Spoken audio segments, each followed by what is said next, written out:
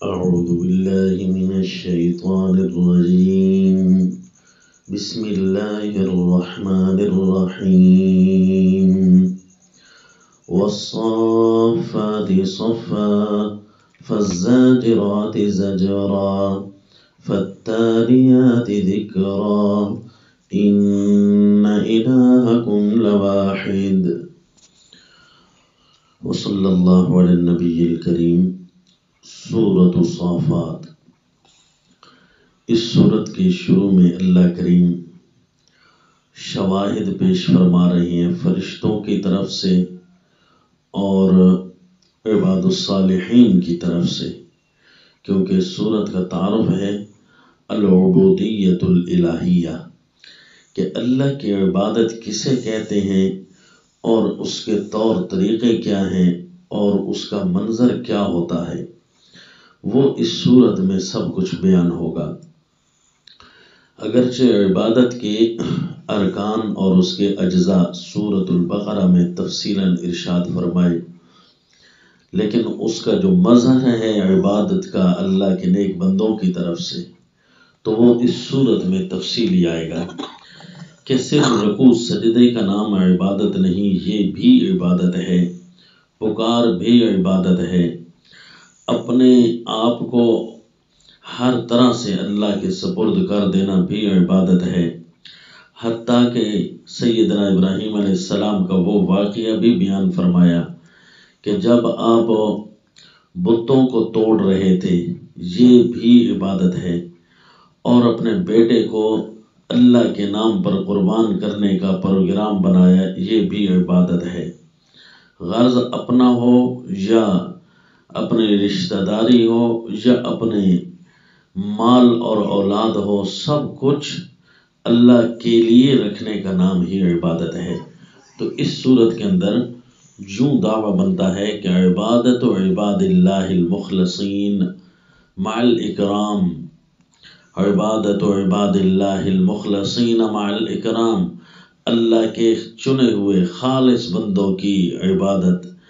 اور سمیت ان کے اکرام کے، کہ اللہ پھر ان کا دنیا میں ہی اکرام شروع کرتے ہیں۔ وحشر شیطنۃ الظالمین مع الازواج، اور ساتھ ہی اس صورت میں وہ بھی کچھ مناظر دکھائے جائیں گے جس میں ظالموں کی شیطنت، ان کی جو بھی کارستانی ہیں، ان کا نام عبادت تو نہیں رکھا جاتا، اس کو شیطنت کہتے ہیں۔ وحشر شیطنۃ الظالمین مع الازواج، ان کے جو ماننے والے، جو ان کے ہم مثل لوگ ہیں، ان کا حشر کس طرح ہونا ہے، وہ بھی اللہ کریم اس صورت میں بیان فرمائیں گے کہ زمین و آسمان کے شواہد ہیں اس بات پر، نیک لوگوں کے حالات شواہد ہیں اس بات پر، جب وہ تلاوتیں کر رہے ہوتے ہیں یا فرشتے جو صف بستہ ہوتے ہیں یا جو اللہ کے احکام کو،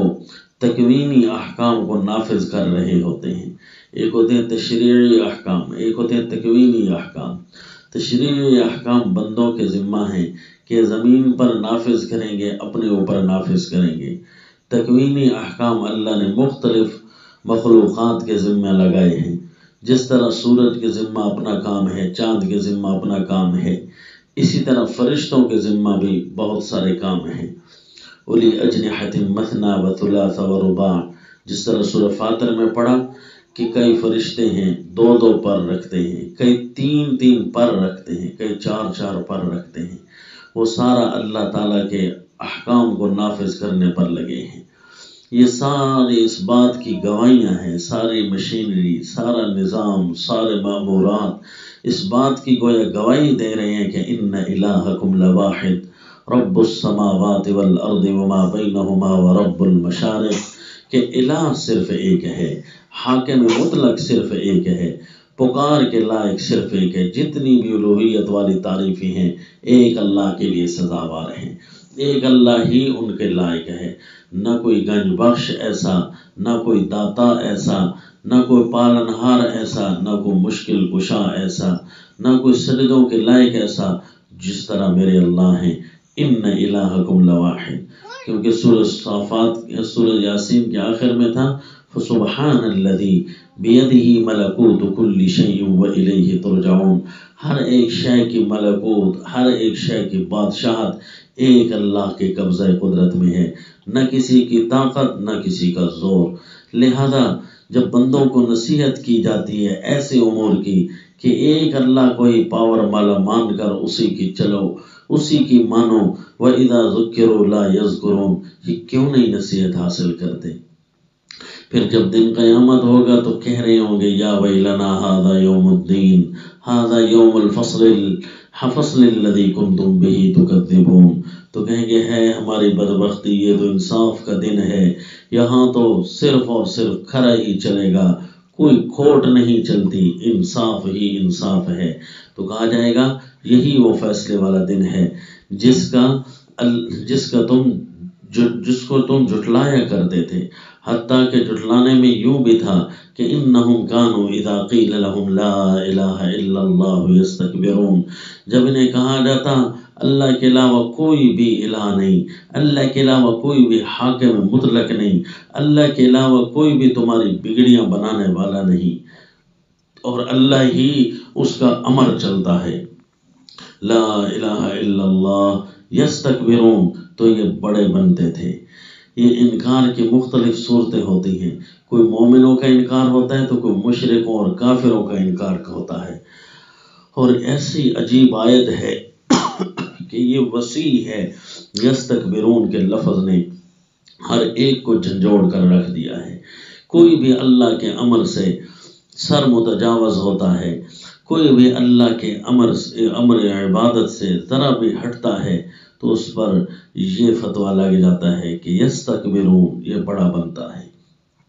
پھر انبیاء کے واقعات شروع فرمائے اور ہر نبی کے ساتھ فرمائے سلام علی نوح فی العالمین،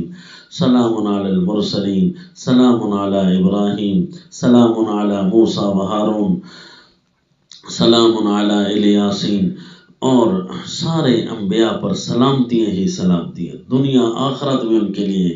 ہر تکلیف سے سلامتی،